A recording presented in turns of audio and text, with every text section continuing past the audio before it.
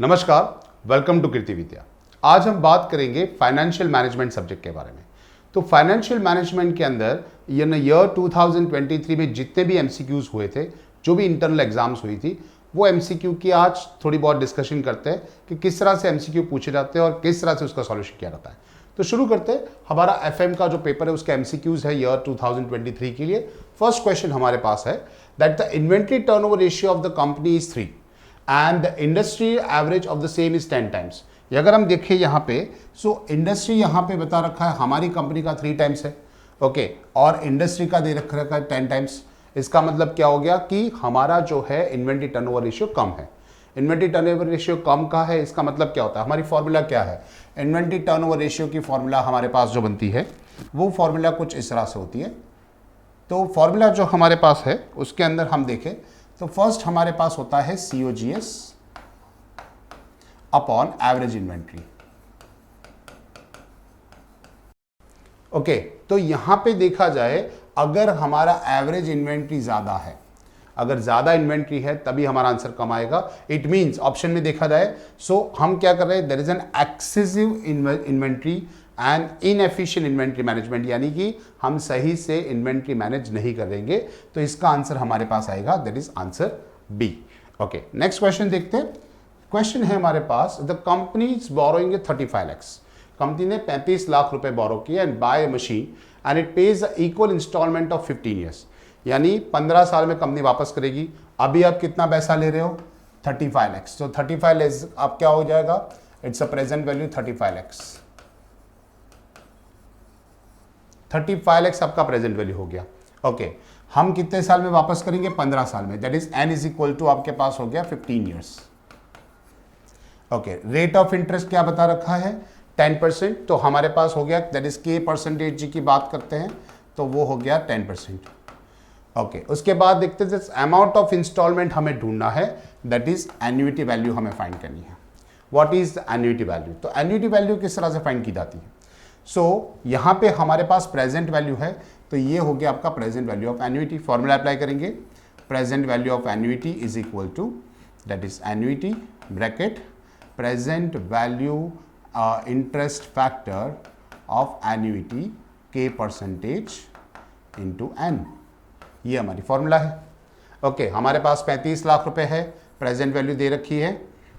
सो present value हमारे पास है तो 3,50,000 रुपए।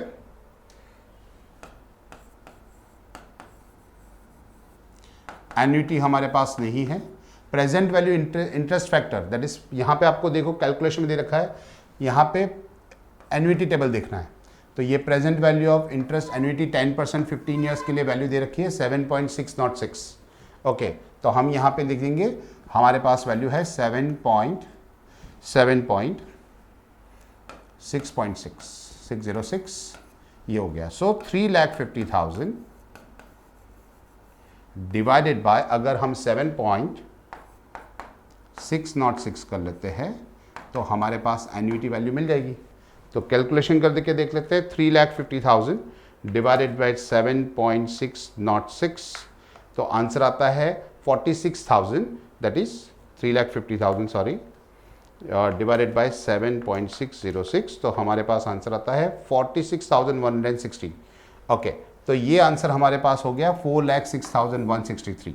Answer is B, that is 4,06,163 is equal to A. ये आपका आंसर आ गया। एन्युइटी यानी हर साल अगर आप 4,06,163 रुपये अगर साइड पे रख देते हो तो आपको क्या होगा, 10 साल के बाद जो आपकी 35 लाख की लोन है 15 साल के बाद, वो आपका पे हो जाएगा। So answer is B. Next question है हमारे पास, in which of the following techniques the figures of profit and loss account and balance sheet are the converted into percentage। Percentage में कन्वर्ट किया जाता है तो दो तरह का होता है, कंपैरेटिव स्टेटमेंट होता है, कॉमन साइज स्टेटमेंट होता है। लेकिन यहाँ पे बताया कि सम कॉमन बेस, दोनों में कॉमन बेस ले आता है। जैसे कि दोनों में सेल्स को 100 यानी सेल्स दोनों में 100 एज्यूम किया जाता है, तो ऐसे केसेस में कॉमन बेस के लिए हमारे पास होता है common size statement. Okay, otherwise ये होता comparative size statement. Next question हमारे पास है, if the sales are 40 lakhs and of which the cash sale is 20% and receivables at the beginning 8,50,000 and receivable at the end 7,50,000। Receivables का मतलब हो गया ये आपको जो बताया गया है, इट्स अ डेटर्स, यानी आप समझ लो आपके पास क्लोजिंग डेटर्स है, ओपनिंग डेटर्स दोनों दे रखे हैं। What will be the average collection period? अच्छा, एवरेज कलेक्शन पीरियड फाइंड करना है तो सबसे पहले हमारे पास एवरेज कलेक्शन पीरियड के फॉर्मूला लिख देते हैं। Average collection period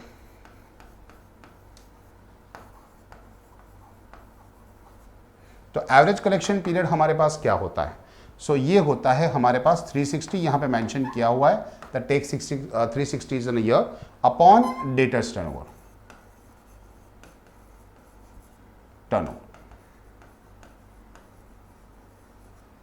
so debtors turnover सबसे पहले हमें फाइंड करना पड़ेगा, तो पहले हम फाइंड करते हैं डेटर्स टर्नओवर।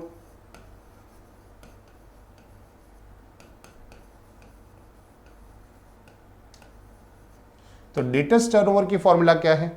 अगर डेटर्स टर्नओवर अगर हमें चाहिए तो उसके लिए सबसे पहले हमें क्या करना पड़ता है? क्रेडिट सेल्स लेना पड़ता है, that is credit sales upon average debtors. अब एवरेज डेटर्स का मतलब क्या होता है? ये जो बिगिनिंग वाले डेटर्स है हमारे पास, जो भी डेटर्स है बिगिनिंग वाले डेटर्स है, सो बिगिनिंग वाले डेटर्स हमारे पास क्लोजिंग डेटर्स है 850 और ये 750 है, तो दोनों को मिला के डिवाइड बाय 2 कर लेंगे। सो 850 प्लस 750 यानी हो जाएगा 8 और 7 15 यानी 16 लाख। 16 लाख को डिवाइड बाय 2 कर ले तो हमारे पास हो जाएगा 8 लाख। तो एवरेज डेटर्स हमारे पास बन गया 8 लाख। क्रेडिट सेल्स की बात करें, हमें बता दिया कि 20% जो है वो कैश सेल्स है, इसका मतलब बाकी का 80% क्या हो गया? क्रेडिट सेल्स हो गया। तो 40 लाख का अगर हम 80% कर देते हैं तो कितना हो जाएगा? 32 लाख। तो यहां पे आ जाएगा 32 lakh credit sales. So credit sales upon average debtors, तो 8 4 दैट इज 4 टाइम्स, 4 टाइम आपका क्या हो जाएगा? डेटा टर्नओवर हो जाएगा। तो यहां पे अगर लिख देते हैं 360 divided by data turnover that is 4 times, तो क्या हो जाएगा? 360 डिवाइडेड बाय 4, तो आंसर आ जाएगा 360 divided by 4, answer is 90। So answer that is 90 days. So 90 days is your answer, answer is D 90 days. Okay, next question. Next question देखते हैं, हमारे पास है कि प्रॉफिट आफ्टर टैक्स आपको 24 लाख रुपए दे रखा है, प्रेफरेंस डिविडेंड आपके पास 4 लाख रुपए है, इक्विटी डिविडेंड 5 लाख रुपए दे रखा है, calculate the pay out ratio. तो पे आउट रेशियो क्या होता है? तो पे आउट रेशियो के पहले फॉर्मूला देख लेते हैं। So payout ratio is equal to, जो हमारे पास पे आउट रेशियो है जो हमें पे करना होता है उसे पे आउट रेशियो कहते हैं। तो इसका मतलब होता है equity dividend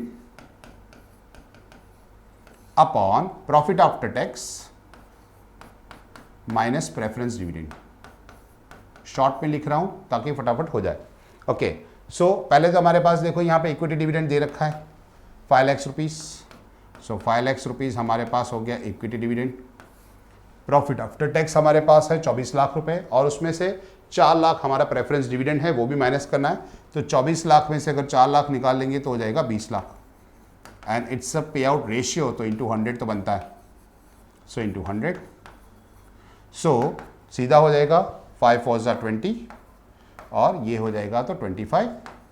so that is 25% is your answer, it's your पे out ratio. So answer is D, payout ratio is 25%. Okay, next question जो है हमारे पास, so financial management is a procuring and judicious use of the financial resources. पहला बताया कि financial management का मतलब क्या है? Sir procuring and judicious use, जो यूज है उसका रिसोर्सेज का उसका यूज करना है, जुडिशियस यूज या फिर प्रोक्योरिंग यानी जो भी रिसोर्स है उसको सही तरीके से यूज करना है। Second thing, and undertake the maximization of value of form और ओनर। सीधी बात है, कोई भी फॉर्म है तो दो उसमें भी वही चाहेगा कि वैल्यू ऑफ फॉर्म बढ़े, पैसों की अहमियत बढ़े। So both is correct, so answer is B, that is both first and seconds are correct answer. Next question देखते हैं। क्वेश्चन है हमारे पास कि इक्विटी शेयर कैपिटल है हमारे पास 50 लाख रुपए, 10 रुपए का एक शेयर है, 50 लाख यानी 5 लाख नंबर ऑफ शेयर हो गए। 12% के प्रेफरेंस शेयर कैपिटल है 25 लाख रुपए और प्रॉफिट आफ्टर टैक्स आपको दे रखा है 14 lakh rupees. Calculate EPS, that is earning per share. Earning per share ढूंढना है तो ईपीएस की फॉर्मूला याद करनी पड़ेगी आपको। ईपीएस की फॉर्मूला क्या है? That is earning per share. एक शेयर के ऊपर कंपनी कितना कमा के देती है वो होता है earning per share. So it's a profit after tax minus preference dividend upon weighted average number of equity share. It's called WANES, weighted average number of equity share. हमने इसका शॉर्ट नेम रखा है. So सबसे पहले हमारे पास क्या है, profit after tax तो हमारे पास है 14 लाख रुपीस. सो ये हम 14 लाख रुपीस लिख देते हैं. प्रेफरेंस डिविडेंड पूछा गया है, तो हमारे पास प्रेफरेंस शेयर दे रखा है, that is 12% preference share of 25 lakh, यानी 25 लाख का 12%. ओके, तो 25 लाख का 12% कितना हो जाता है, 25 लाख का 12% होता है 3 लाख रुपए. ओके, तो हम यहां पे माइनस करेंगे 3 lakh. Okay, weighted average number of equity share, number of share चाहिए, तो ये 50 लाख है, उसको हम 10 है तो एक जीरो निकाल देते हैं, तो 5 लाख हो जाएंगे. तो यहां पे नंबर ऑफ शेयर हो जाएंगे आपके पास 5 लाख. सो 14 माइनस 3, इसका मतलब हो गया आपके पास है 11 लाख, 11 लाख रुपए, और उसको डिवाइड कर लेंगे 5 से, तो 5 2 ज़ा 10, सो आंसर इज 2.2. ओके, तो ये हमारा आंसर आ गया बी, दैट इज 2.2. 2.2 पर शेयर, यानी एक शेयर के ऊपर ये कंपनी आपको 2 रुपए कमा के देगी. ओके, ये इसका मतलब होता है. चलो नेक्स्ट क्वेश्चन देखते हैं कि find the present value of 1000 rupees receivable in 6 years, hence it the rate of discount is 10%. यानी रेट ऑफ डिस्काउंट 10% है. आपको बता दिया कि डिस्काउंट रेट आपके पास है 1000 रुपए है आपके पास. ओके, आपको फाइंड क्या करना है, find the present value, it's called PV, present value. इसका मतलब ये 1000 रुपए आपको कब मिलेंगे, 6 साल बाद, that is called future value. Okay, तो प्रेजेंट वैल्यू ढूंढना है तो प्रेजेंट वैल्यू की फॉर्मूला अप्लाई करेंगे, that is present value is equal to future value bracket present value interest factor K percentage और एन. ओके, टेबल नंबर 1 जो होता है प्रेजेंट वैल्यू का वो यूज करेंगे. रेट ऑफ डिस्काउंट आपको दे रखा है 10% और 4 चीजें आपको दे रखी है. देखो यहां पे हमारे पास है फ्यूचर वैल्यू 1000 रुपए, प्रेजेंट वैल्यू इंटरेस्ट फैक्टर के हिसाब से हम भी पहले लिखते हैं कि present value interest factor K percentage की बात करें तो हमारे पास 10% मेंशन किया हुआ है, सो 10%, और साल दे रखा है 6 साल, 6 years, तो 6. तो प्रेजेंट वैल्यू इंटरेस्ट फैक्टर 6 का देखो यहाँ पे 10% और यहाँ पे 6 years के लिए आपको दे रखा है. ये फ्यूचर वैल्यू दे रखा है, फ्यूचर वैल्यू हमारे काम का नहीं है. ओके, हमारे पास प्रेजेंट वैल्यू का जरूरत है. तो आंसर है हमारे पास दैट इज 1000 ब्रैकेट 0.564. इसको 1000 से मल्टीप्लाई करेंगे तो 564 ही आएगा. यानी अभी के आज के दिन अगर आप 564 रुपये यानी 564 रुपीज़ अगर आप इन्वेस्ट कर देते हो, है ना, तो आपको 6 साल के बाद अगर 10% के हिसाब से दिए जाएंगे तो आपको 1000 रुपये मिल जाएंगे. ओके, चलो नेक्स्ट क्वेश्चन देखते हैं. क्वेश्चन है हमारे पास the main objective of financial management. Financial management का सबसे बड़ा इंटेंस क्या है, उसका ऑब्जेक्ट क्या है. उसका इंटेंस होता है वेल्थ मैक्सिमाइजेशन, कि जो भी फर्म हो, जो भी कंपनी हो, जो भी ओनर हो, उसकी वेल्थ बढ़नी चाहिए, यही इसका काम होता है. Next, the objective of profit maximization, first ignore the time value of money and second considering risk. Okay, so profit maximize करना है, मैक्सिमम प्रॉफिट करना है तो टाइम वैल्यू ऑफ मनी यानी पैसों की फ्यूचर वैल्यू या प्रेजेंट वैल्यू तो ढूंढनी पड़ेगी. सेकेंड थिंग बता रहे कि कंसिडर द रिस्क, उसमें रिस्क कंसिडर करना है. तो जनरली प्रॉफिट मैक्सिमाइजेशन के अंदर रिस्क कवर करना नहीं होता. सो हम कह सकते हैं कि first is correct, first is true and second is false, so answer is A. Okay, so first is true कि भाई हाँ, एक टाइम वैल्यू ऑफ मनी को इग्नोर कर लेंगे कि अभी की कीमत फ्यूचर की छोड़ दो, अभी बिजनेस करना है, अभी का प्रॉफिट देखते हैं. Okay, so it's first is true and second is false. Next, A Limited issued the 1 lakh 10% debenture of 100 each at par and redeemed after the 5 years at the 10% premium. Tax rate 30% which is the cost of debenture. अच्छा, cost of debenture इसका मतलब होता है KD. KD का जो formula है ये अभी हमारे सिलेबस में नहीं है तो इसको हम स्किप करते हैं. नेक्स्ट क्वेश्चन देखते हैं. नेक्स्ट क्वेश्चन हमारे पास, the company has an issued debenture of 50 lakhs and is to be repaid after 10 years. 10 साल के बाद उसको वापस कर देना है, यानी अभी की वैल्यू कितनी होगी, 50 लाख रुपए. ओके, तो इसका मतलब हो गया इसका प्रेजेंट वैल्यू आपके पास हो गया 50 लाख रुपए. अच्छा, आपको 10 साल के बाद वापस करना है, that is n is equal to 10 years. अच्छा, next, how much should be the company invest in sinking fund earning 8%, that is K percentage आपको दे रखा है, दैट इज 8% आपको इन्वेस्ट करना है। And in order to able to repay the debenture, यानी हर साल कंपनी कितना अमाउंट साइड पे रखेगी। तो हर साल की बात आती है तो बात आती है एन्युइटी की, आपको ए ढूंढना है, तो ये आपका हो गया present value of annuity. Okay, तो प्रेजेंट वैल्यू ऑफ एन्युइटी की फॉर्मूला अप्लाई कर देते हैं। Present value of annuity is equal to annuity bracket present value interest factor of annuity के percentage and N number of years. Present value of India annuity आपको पता है 50 लाख रुपए, ए value आपके पास है नहीं। प्रेजेंट वैल्यू इंटरेस्ट फैक्टर के देखो यहाँ पे आपको दे रखा है, present value of interest factor 8% 10 years हमारे पास है 6.710। ओके, तो 6.710 ये हमारा वैल्यू है। इस साइड लाएंगे तो डिविडेशन में चला जाएगा, तो 50 lakhs divided by 6.710 is equal to annuity value. Calculation कर लेते हैं, कितना अमाउंट आपके पास आता है, तो 50 लाख रुपए है, उसको हम डिवाइड कर लेंगे 6.710, तो आंसर आ जाएगा 7,45,156, 7,45,000। तो ये आपका आंसर हो गया, जो कि 7,45,156, आंसर इज योर ए। सो इसका मतलब हो गया कि आपको अगर पैसा देना है तो 50 लाख रुपए अगर आपको फ्यूचर में लिया है, प्रेजेंट में लिया है सॉरी, तो आपको वापस करते टाइम पे हर साल अगर आप इतना पैसा साइड पे रखोगे तो आपका अमाउंट हो जाएगा। नेक्स्ट क्वेश्चन देखते हैं। क्वेश्चन हमारे पास है, that is a gross profit rate is 20% of sales, और सेल्स आपके पास 10 लाख है। ओके, जीपी रेशियो दे रखा है आपके पास, तो ग्रॉस प्रॉफिट रेशियो दे रखा है 20%। ओके, सेल्स आपके पास है जो कि है 10 लाख रुपए। अच्छा, stock turnover ratio is 8 time, the stock turnover is equal to 8 times. Okay, based on COGS यानी कॉस्ट ऑफ गुड सोल्ड के हिसाब से करना है, what will be the value of closing stock. अच्छा, सबसे बड़ी बात, पहली चीज हमें देख लेते हैं कि हमारे पास जो फॉर्मूला फाइंड करना है, जो स्टॉक टर्नओवर है, तो वो स्टॉक टर्नओवर की बात करें तो जो स्टॉक टर्नओवर है उसकी बात अगर फॉर्मूला लगाएंगे COGS बेस पर, तो COGS cost of good sold upon हो जाता है क्लोजिंग स्टॉक। जनरली होता है, हमारा क्वेश्चन में ये होता है कि COGS अपॉन एवरेज इन्वेंट्री, लेकिन यहाँ पे बोला गया है कि आपको COGS के बेस पे करना है और फाइंड करना है क्लोजिंग स्टॉक, तो ये फॉर्मूला अप्लाई करेंगे। अच्छा, COGS कैसे मिलेगा?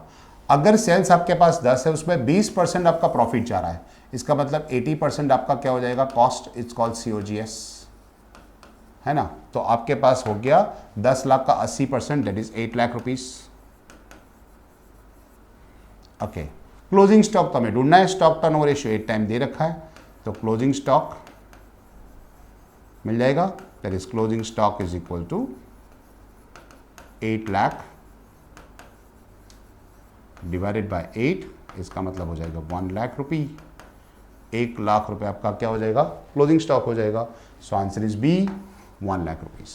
अच्छा, नीचे वाला जो क्वेश्चन है उसके हिसाब से देखा जाए तो, इसके हिसाब से देखा जाए तो क्या होगा, क्वेश्चन देख लेते हैं। The current ratio is 4.5 times and acid test ratio, जिसे हम लिक्विड रेशियो भी कहते हैं, तो लिक्विड रेशियो की बात करें तो लिक्विड रेशियो हमारे पास हो जाएगा, यहाँ पे करंट रेशियो हमारे पास है 4.5 और एसिड टेस्ट जिसे हम लिक्विड रेशियो भी कहते हैं, that is LR, liquid ratio, और current ratio 4.5 times, acid ratio 2.5 times. Current liability आपके पास है, द अमाउंट ऑफ इन्वेंट्रीज, तो किस तरह से ढूंढेंगे, देखो इसका कैलकुलेशन करने के लिए सबसे पहले हम क्या करते हैं कि करंट रेशियो की फॉर्मूला अप्लाई कर देते हैं, that is current ratio is equal to, मैं शॉर्ट में लिखता हूं, that is current assets upon current liability. Okay, current ratio आपके पास है 4.5 टाइम्स, करंट एसेट्स आपके पास है नहीं, करंट लायबिलिटी आपके पास 1 लाख रुपीज दे रखा है, सो मैं 1L लिख देता हूं, दैट इज फॉर 1 लाख। अगर ये डिविडेशन में यहाँ जाएगा मल्टीप्लिकेशन में, तो क्या हो जाएगा, that is 4.5 into 1, that is 4.5 lakhs is equal to current assets. आपकी करंट एसेट्स मिल गई 4.5 लाख रुपए। अच्छा, अब बात करते हैं सेकेंड पोर्शन की। सेकेंड पोर्शन हमारे पास है एसिड टेस्ट, जिसे हम कहते हैं लिक्विड रेशियो, उसको एसिड टेस्ट भी कह सकते हो, लिक्विड रेशियो भी कह सकते हो, अलग अलग नाम से बोला जाता है। 2.5 है। इसकी फॉर्मूला क्या है? That is current assets minus stock upon current liability. अब लिक्विड रेशियो आपके पास दे रखा है 2.5, करंट एसेट्स हमने यहां भी ढूंढ ली। ओके, सो ये लिख देते हैं 4.5 lakhs माइनस स्टॉक तो पता ही नहीं, वही तो ढूंढना है। करंट लायबिलिटी तो ऑलरेडी हमें दे रखा है 1 लाख। ओके, तो ये 1 लाख यहाँ डिविडेशन में से यहाँ आ जाएगा मल्टीप्लिकेशन में। That is 2.5 into 1, that is 2.5 lakhs is equal to 4.5 lakhs minus stock. तो क्या हो जाएगा? स्टॉक इस तरफ आ जाएगा, तो stock that is inventory is equal to 4.5 lakhs minus 2.5 lakhs। Answer is 2 lakhs। 2 lakh रुपए आपका आंसर देख लेते हैं। आंसर में हमारे पास बी आंसर है, 2 lakhs rupees. So answer is B. Okay, next question हमारे पास है increase the investment in current assets. आपने ज्यादा करंट एसेट्स में इन्वेस्टमेंट कर रखा है, रिजल्ट इन टू, उससे क्या फर्क पड़ेगा? So high liquidity and lower profitability. अगर ज्यादा इन्वेस्ट कर रखा है तो आपकी लिक्विडिटी बढ़ जाएगी और प्रॉफिटेबिलिटी कम हो जाएगी, या फिर lower liquidity and higher profitability. तो देखो सीधी बात है, आपको increase in investment in current assets, आप ज्यादा करंट एसेट्स है आपके पास, इसका मतलब आपकी लिक्विडिटी ज्यादा होगी। हाँ, पैसा फंसा हुआ है तो प्रॉफिटेबिलिटी आपके पास कम हो जाएगी। So it's an higher liquidity and lower profitability, ये कह सकते हो। Okay, next, from the following information calculate the amount of net profit. Net profit find करना है। ओके, ग्रॉस प्रॉफिट दे रखा है, नेट प्रॉफिट दे रखा है, ग्रॉस प्रॉफिट अमाउंट दे रखी है। हमें पूछा है calculate the amount of net profit. Net profit दे रखा है, नेट प्रॉफिट के परसेंटेज दे रखे हैं। ओके, तो पहले हमें क्या करना पड़ेगा? नेट प्रॉफिट के लिए ग्रॉस प्रॉफिट के परसेंटेज के हिसाब से हम सेल्स ढूंढ लेते हैं। तो नॉर्मली सेल्स का फॉर्मूला क्या बन जाता है? तो sales is equal to gross profit into percentage of gross profit, that is gross profit ratio, GP ratio. Okay, देखो आपके पास है, sorry not multiplication, it's a division. यहां पे डिविडेशन आ जाएगा, यहां पे डिविडेशन आ जाएगा। सो ग्रॉस प्रॉफिट आपके पास कितना है? 4 लाख रुपए, और ग्रॉस प्रॉफिट रेशियो आपके पास है 40%। इसका मतलब हो गया आपके पास 10 लाख रुपए बन जाएंगे। 4 लाख डिवाइड बाय 40% करोगे तो 10 लाख, यानी आप इस तरह से कहोगे 10 lakhs का 40% करोगे तो 4 lakhs आपको मिल जाएगा। तो आंसर आपका सेल्स हो गया। अब आपको ढूंढना क्या है? Net profit. तो नेट प्रॉफिट का रेशियो जो है आपके पास, उसकी फॉर्मूला लगाते हैं। So net profit NP ratio is equal to net profit upon sales into 100। अच्छा, नेट प्रॉफिट आपके पास कितना देखा रखा है? नहीं बता रखा। नेट प्रॉफिट रेशियो बता रखा है 10%। नेट प्रॉफिट नहीं पता, वही तो ढूंढना है। ओके, सेल्स हमारे पास अभी मिल गया 10 lakhs रुपीज इंटू 100। यहाँ से 2 0 और यहाँ से 2 0 निकाल दे तो बाकी का 1000 यहाँ चला जाएगा। सो 10 इंटू 1000, सॉरी, तो यहाँ पे हमें 1000 ही 10,000 आएगा। यहाँ पे 4 0 है, तो 10,000 into 10 that is 1 lakh. Amount आपका बन जाएगा 1 lakh rupees. So 1 lakh rupees आपके पास आंसर आ जाएगा। So answer is net profit is 1 lakh. So answer is C, 1 lakh rupees. Okay, next question देखते हैं। क्वेश्चन हमारे पास है 14 question. So D limited has at borrowed rupees 27,24,400 from HDFC finance and purchase a machine of 15 years. एक हमने 27,24,400 रुपये क्या किया? हमने बोरो किया, लोन दिया बैंक से। तो ये आपका प्रेजेंट वैल्यू हो गया। से आपके पास प्रेजेंट वैल्यू आपको दे रखा है। ओके, 15 साल के लिए रखा है, इसका मतलब आपके पास एन हो गया 15 साल, और 12% इंटरेस्ट है तो इसके परसेंटेज हो गया आपके पास। ओके, अब ढूंढना क्या है? That is an amount of annual installment repay of 15 years. इसका मतलब एन्युइटी फाइंड करनी है। अगर एन्युइटी फाइंड करनी है और प्रेजेंट वैल्यू है तो फॉर्मूला आएगी present value of annuity is equal to A, bracket में present value interest factor of annuity के परसेंटेज एन। ओके, चलो, तो present value of annuity, present value आपको है 27,24,400। एन्युइटी अमाउंट आपके पास नहीं है। टेबल वैल्यू के हिसाब से देखा जाए तो present value interest factor of annuity, percentage आपके पास है 12%, और एन है आपके पास 15 साल। ओके, देख लेते हैं हमारे पास प्रेजेंट वैल्यू का है, प्रेजेंट वैल्यू इंटरेस्ट फैक्टर है, यहाँ पे एन्युइटी नहीं है तो ये नहीं चलेगा। ये present value of interest factor of annuity है तो ये वैल्यू हम ले लेंगे, दैट इज 6.811। ओके, तो यहाँ पे लिख देते हैं that is 27,24,400 is equal to A bracket 6.811, ये डिविडेशन में आ जाएगा। सो 27,24,400 divided by 6.811 is equal to annuity. देख लेते हैं कितना अमाउंट आता है। So 27,24,400 divided by 6.811, so answer is 4 lakh. So 4 lakh is your answer कि हर साल आपको 4 लाख रुपए साइड पे रखने पड़ेंगे एवरी ईयर। तो ये आपका आंसर हो गया, हमारे पास आंसर ए है यहाँ पे। So A is your answer. Okay, next question है the normal rate of interest is 6% and what is effective rate of interest is compounded quarterly. अगर क्वार्टरली कंपाउंड होता है तो इसका इफेक्टिव रेट ऑफ इंटरेस्ट क्या होता है? तो इफेक्टिव रेट ऑफ इंटरेस्ट जो फाइंड करने की फॉर्मूला है that is rate is equal to that is 1 plus k percentage upon m upon whole raise to m minus 1। Okay, k जो हमारा परसेंटेज है तो इसके हिसाब से हम दिखा देंगे। तो यहाँ पे 1 प्लस के कितने परसेंटेज है? 6%। तो हम यहाँ पे लिखेंगे दैट इज 0.06, क्योंकि 6% अगर परसेंटेज की साइन निकाल दे तो डिवाइड बाय 100 हो जाता है। ओके, तो 0.06 एम दैट इज फ्रीक्वेंसी। आप कितने परसेंटेज से करते हो? तो आप फ्रीक्वेंसी बता रहे हो क्वार्टरली यानी हर 3 महीने के बाद। सो 1 साल के अंदर 4 क्वार्टर आते हैं। सो हम डिवाइड बाय 4 कर लेंगे और यहाँ पे रेस्ट भी 4 कर लेंगे माइनस 1। अच्छा, तो पहले क्या करेंगे 0.06 से डिवाइड बाय 4 कर लेंगे तो आंसर हमारे पास क्या आएगा 0.06 डिवाइडेड बाय 4, तो आंसर आएगा 0.015। तो यहाँ पे लिख देते हैं 1 प्लस 0.015 रेस्ट टू 4 माइनस 1। इसको 1 से प्लस कर लेंगे that is 1.015 raised to 4 minus 1। तो कहते हैं यहाँ पे सो 1.015, इसको 4 रेस्ट है तो 1 पॉइंट आंसर आएगा दैट इज 1.061363 माइनस 1 निकाल देंगे तो आएगा 0.061363।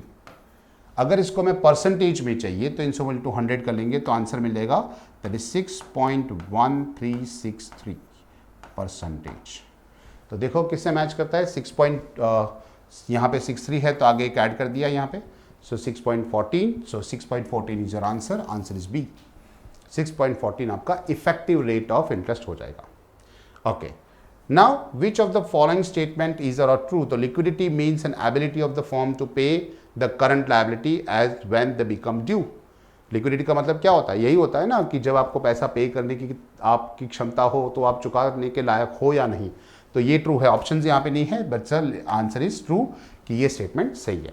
Okay, next question, the existence of the contract between, अच्छा ये दूसरा स्टेटमेंट है, the exist of the conflict between the liquidity and profitability. Liquidity और प्रॉफिटेबिलिटी के अंदर कॉन्फ्लिक्ट यानी दोनों एक दूसरे के खिलाफ होते हैं।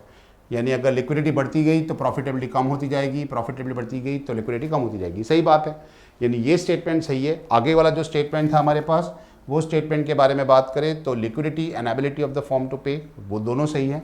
सो बोथ आर करेक्ट। ओके, तो statement 1 and statement 2 both are the true statement.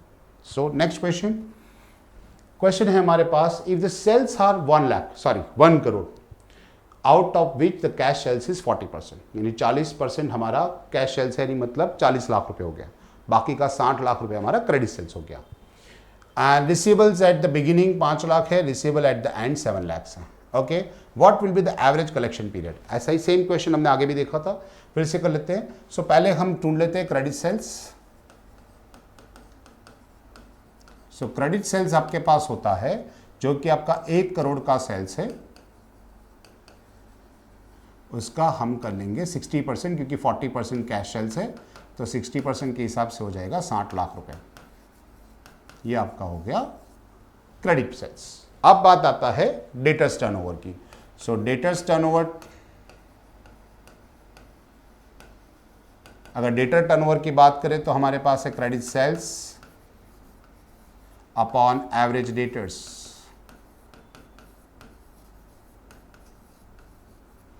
Okay, अब देखो आपके पास क्या चीज मेंशन की है, एवरेज डेटर्स तो मिल जाएंगे, ओपनिंग डेटर्स आपके पास है, क्लोजिंग डेटर्स हैं, दोनों को मिला लो, डिवाइड बाय 2 कर लो, तो 6 लाख हो जाएंगे। तो आपके पास हो गया 6 लाख रुपए average collection, average debtors. Credit sales तो हमारे पास 60 लाख है, तो आंसर आ जाएगा 10 टाइम्स। ओके, अब बात करते हैं एवरेज कलेक्शन पीरियड की। तो एवरेज कलेक्शन पीरियड आपके पास है 360 divided by debtors turnover.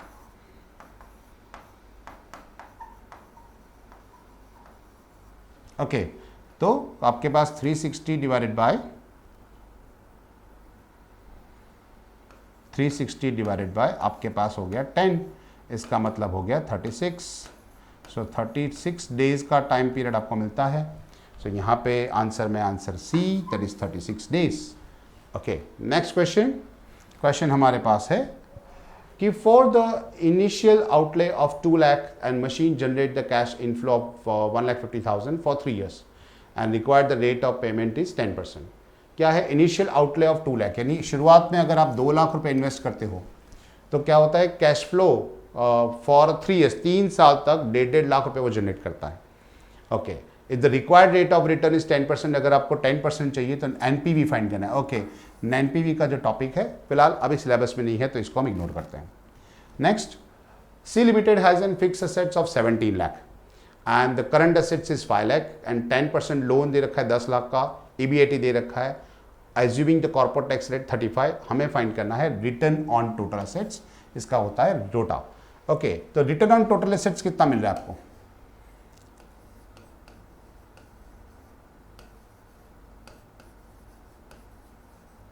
Total assets, return on total assets, इसका शॉर्ट नेम होता है रोटा। ओके, तो रिटर्न ऑन टोटल असेट्स आपके पास प्रॉफिट आप ईबीआईटी है, earning before interest and tax, मैं आपको ये बता देता हूं कि earning before interest and tax है। ओके, इसके अंदर से पहले हम इंटरेस्ट माइनस कर लेंगे तो ये हो जाएगा अर्निंग बिफोर टैक्स।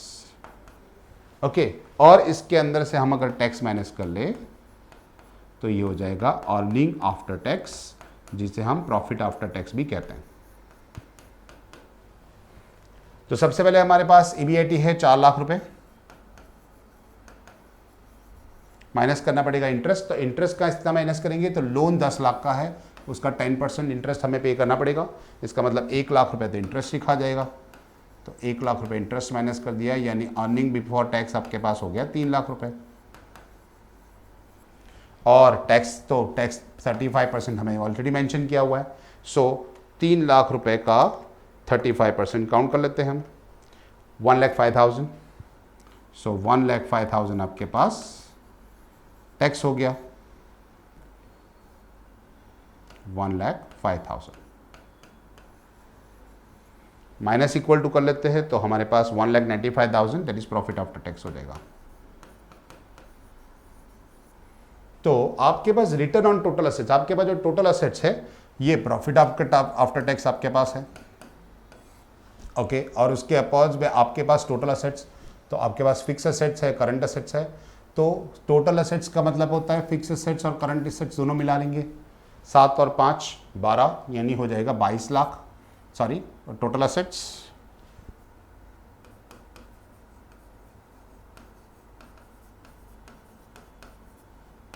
सो आपके पास हो गया that is 1,95,000 divided by total assets 22 lakhs, that is 17 lakhs plus 5 lakhs। Okay, तो आपके पास हो जाएगा, कितना होता है रिटर्न ऑन टोटल असेट्स देख लेते हैं, that is 1,95,000 divided by 22 lakh. So answer is 0.08, तो इंटू 100 करेंगे, सॉरी इंटू 100, परसेंटेज में फाइंड करना है, तो इंटू 100 सो दैट इज 8.86%.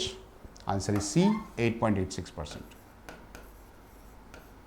तो ये आपके पास हो गया रिटर्न ऑन टोटल एसेट कि एक रिटर्न कितनी एसेट्स के ऊपर हमें कितना रिटर्न मिलता है.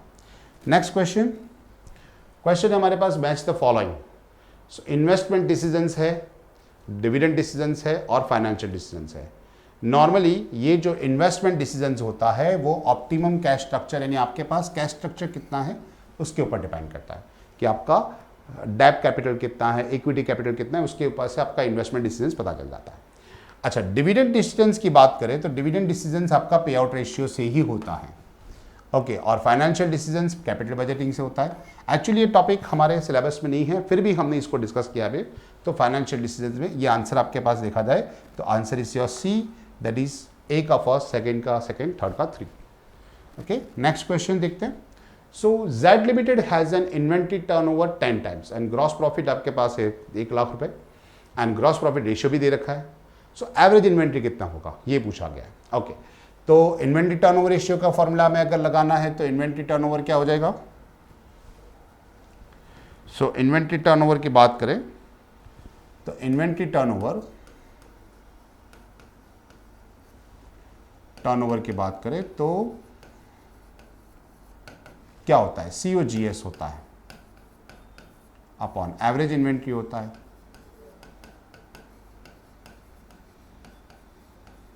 हमने ये क्वेश्चन में, ये बहुत सारे क्वेश्चन ऐसे आए हैं जो एवरेज इन्वेंट्री के रिलेटेड है. सो सबसे पहले तो हमें बता दिया कि ग्रॉस प्रॉफिट आपके पास 1 लाख रुपए और ग्रॉस प्रॉफिट परसेंटेज 20% है. तो हमें अगर सेल्स की ज़रूरत पड़ेगी, है ना, तो हमें क्या करना पड़ेगा, उल्टा कर देना पड़ेगा. सेल्स करना है तो हमें क्या करना है, 1 लाख को डिवाइड कर देना है 20% से. ओके, सो कर लेते हैं कितना हो जाता है, सेल्स मिल जाएगा 1 लाख है डिवाइडेड बाय हम कर देते 20%, तो हमारे पास आ जाता है 1 लाख डिवाइडेड बाय 20%, तो हमारे पास होता है 5 लाख. इसका मतलब हमारा सेल्स कितना है, 5 लाख है. अच्छा, 5 लाख के अंदर 1 लाख तो हमारा ग्रॉस प्रॉफिट ही है. इसका मतलब क्या हो जाएगा, COGS आपके पास हो जाएगा 4 लाख. 5 लाख में से 1 लाख जो आपका प्रॉफिट है वो माइनस करेंगे तो COGS मिल जाएगा. अच्छा, एवरेज इन्वेंट्री हमें ढूंढना है.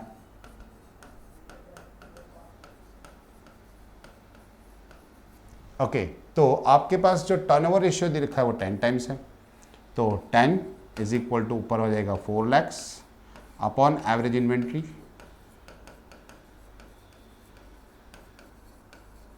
तो एवरेज इन्वेंट्री की कितनी हो जाएगी,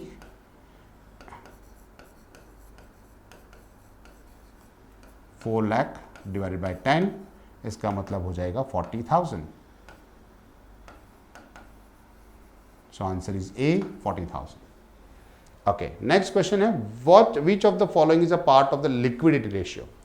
जो बिजनेस की लिक्विडिटी होती है वो करंट रेशियो से होती है, डैब्स इक्विटी रेशियो होता है, लिक्विडिटी रेशियो होता है, यानी एसिड टेस्ट कह सकते हैं. तो करंट रेशियो भी है और एसिड टेस्ट भी है. सो आंसर आपके पास आएगा C, that is both A and B, दोनों इसके अंदर आ जाते हैं. ओके, नेक्स्ट क्वेश्चन हमारे पास है वो देखते हैं.